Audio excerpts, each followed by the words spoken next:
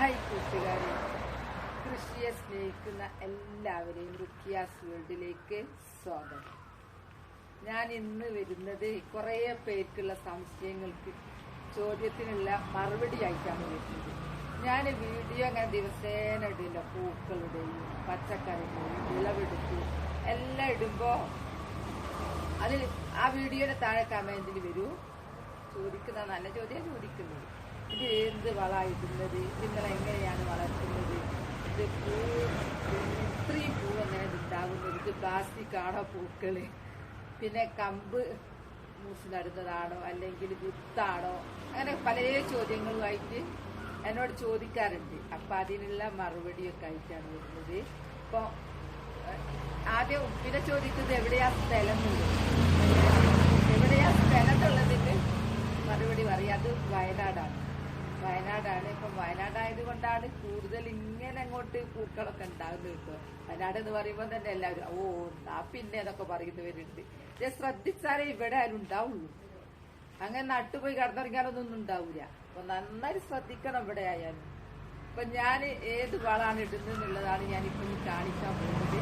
ഇന്നത്തെ ചാക്ക് കണ്ടില്ല, ഇത് ഞാൻ ദിവസേന കൊണ്ടുപോയിടുന്ന സാധനങ്ങളാണ്. നമുക്ക് ഒരു പൈസയും കൊടുത്ത് വാങ്ങണ്ട. നമ്മളെ പരിസരത്തുള്ളത്, അടുക്കളയിലുള്ളതെല്ലാം ഇങ്ങനെ ഒരു ചാക്കിലാണ്.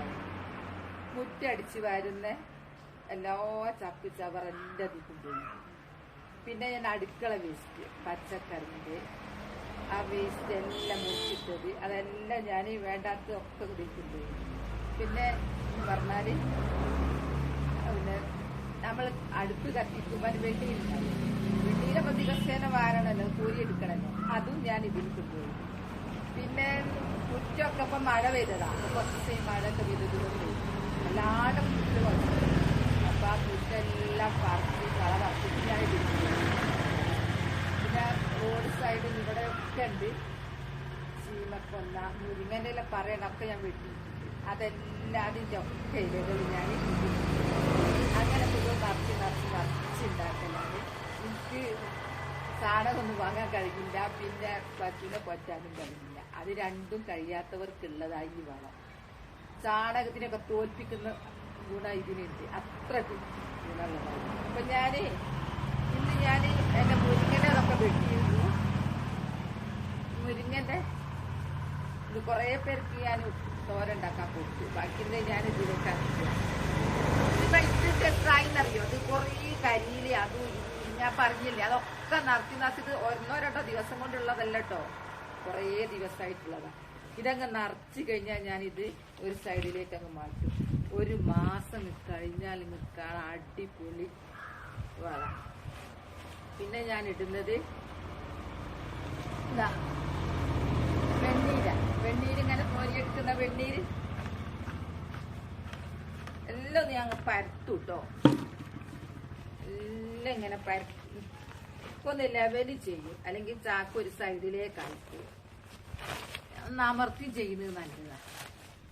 ദിവസം ഇടുന്നേ. പിന്നെ എങ്ങനെ നമ്മളിങ്ങനെ ഓരോ വെള്ളം അതൊക്കെ കഞ്ഞിവെള്ളം കൊയ്ക്കുന്നത് കൊണ്ട് അങ്ങ് അമരും. പിന്നെ ഇടുന്നത്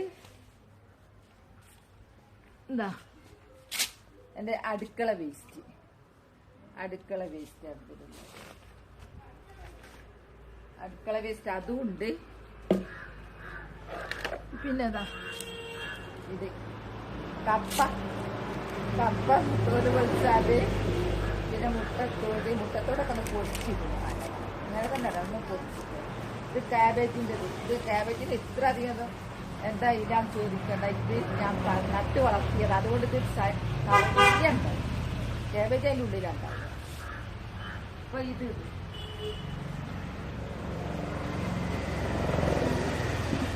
പിന്നെ ദിവസം അടിച്ചു വാരുന്ന നിങ്ങളിലൊക്കെ കരിയിലാണെങ്കിൽ എന്തെങ്കിലും ഉണ്ടാകുന്ന ഒരു മുറം പൂക്കളെ, കരിഞ്ഞ വാടിയ പൂക്കൾ താഴെ വിടണം. അത് കിട്ടും. നല്ല ഇട്ട് കഴിഞ്ഞാൽ നമുക്ക് മണ്ണിടാം. മണ്ണ് ഇതൊക്കെ ഒരു ദിവസത്തെ കാര്യം പറയുന്നു കേട്ടോ. അങ്ങനെ ദിവസേന ചെയ്താൽ മണ്ണ്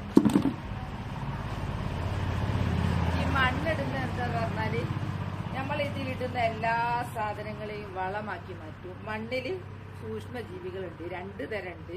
ഒന്ന് ഉപകാരമുള്ളതും ഒന്ന് ഉപദ്രവമുള്ളതും. ഇപ്പൊ ഉപകാരമുള്ള ജീവികള് ഇതിനെല്ലാം വളമാക്കി മാറ്റും. അപ്പൊ നമ്മൾ ഇടക്ക് കൂട്ടിന് തേങ്ങ ഇടുമ്പോൾ ഇടയ്ക്ക് ഇങ്ങനെ മണ്ണിട്ട് കൊടുക്കണം. കുറേ മണ്ണൊന്നും വേണ്ട. അവസാനങ്ങൾ ഇത് ലാസ്റ്റ് കാണുന്ന മൊത്തം മണ്ണായിട്ടുണ്ടാവും. അങ്ങനെയുള്ള ഒരു ചാക്ക് ചെരിഞ്ഞത് ഞങ്ങൾ കാണിച്ചിരുന്നുണ്ട്.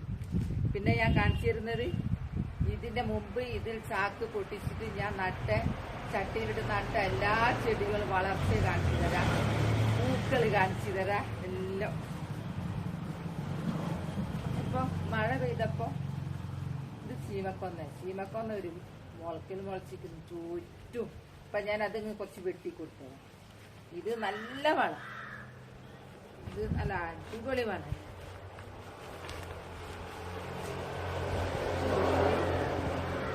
ഇതെല്ലാം ഞാനിങ്ങനെ ഒരു ദിവസത്താട്ടോ, ഇതൊക്കെ ഒരു ദിവസത്തതാ മണ്ണ്. അതെല്ലാം ഒന്ന് യോജിപ്പിക്കാൻ വേണ്ടിയിട്ട് പുളിപ്പിച്ച കഞ്ഞിവെള്ളം ഇന്നത്തതല്ല, പുളിപ്പിച്ചതാണ്. അത് ഇതിലൊഴിച്ചു കൊടുക്കുക.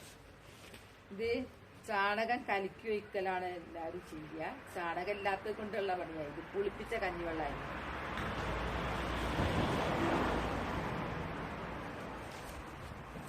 നമ്മള് മുറ്റൊക്കെ അടിച്ചു വരുമ്പോ ഇപ്പൊ മഴ പെയ്തത് കൊണ്ട് വല്ലാണ്ട് കള നിറഞ്ഞിരിക്കുന്നത്. പുല്ലൊക്കെ മുളച്ചിട്ട് അതൊക്കെ അതിൽ പറിച്ചു കൊണ്ടുപോയില്ല. പിന്നെ കരിയിലൊക്കെ ഞാൻ ചെടി നടാൻ കൊണ്ടുപോയി വെച്ചതാ. ചെടി ഭ്രാന്ത് തലക്ക് പിടിച്ചത് കൊണ്ട് എന്റെ ബാക്കിൽ മൊത്തം ചെടികൾ. അത് ചെടി സ്ഥലമില്ല, ഉള്ളോടത്ത് അങ്ങ് ഉണ്ടാക്കിയും വേണം. സ്ഥലമില്ലെങ്കിൽ ഇങ്ങനെ മുറ്റം കയ്യേറിയതാ. കരിയില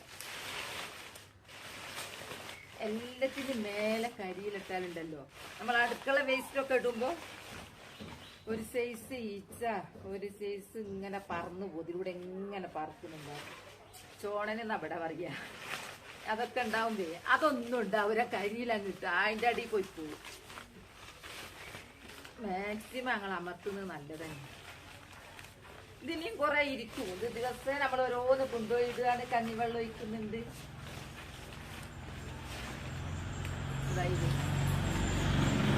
എല്ലാം കയ്യിൽ ഇത്തിരി മണ്ണും കൂടി മേലെ നിന്നിട്ട്. അപ്പൊ ഇന്നത്തെ വളം ഉണ്ടാക്കുന്നത് ഇന്നത്തെ ഇത് കഴിഞ്ഞു.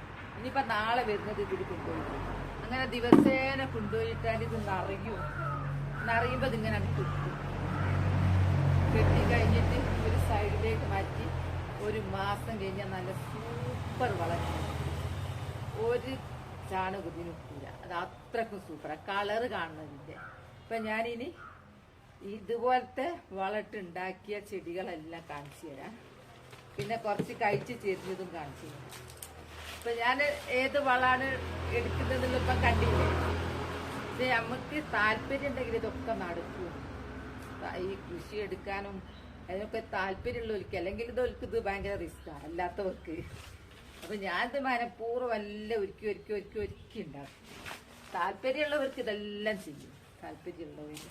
അപ്പൊ പിന്നെ അത് മാത്രമല്ല, അടുക്കള വേസ്റ്റ് നമ്മൾ ഇട്ടാലുള്ള ഗുണം എന്താ അറിയോ, നല്ല ആരോഗ്യമുള്ള നമുക്ക് തൈ കിട്ടും.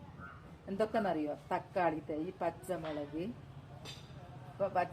തൈ, തക്കാളി, കാന്താരി തൈ, പിന്നെ കർമൂസിന്റെ തൈ കുറെ കിട്ടും. അതൊക്കെ എന്താ ആരോഗ്യമുള്ള തൈകളാ കിട്ടുന്നതെന്നറിയോ. ഇതാണല്ലോ നമ്മൾ കൊണ്ടുപോയി ഇടുന്നത് ചട്ടിയിലൊന്നും.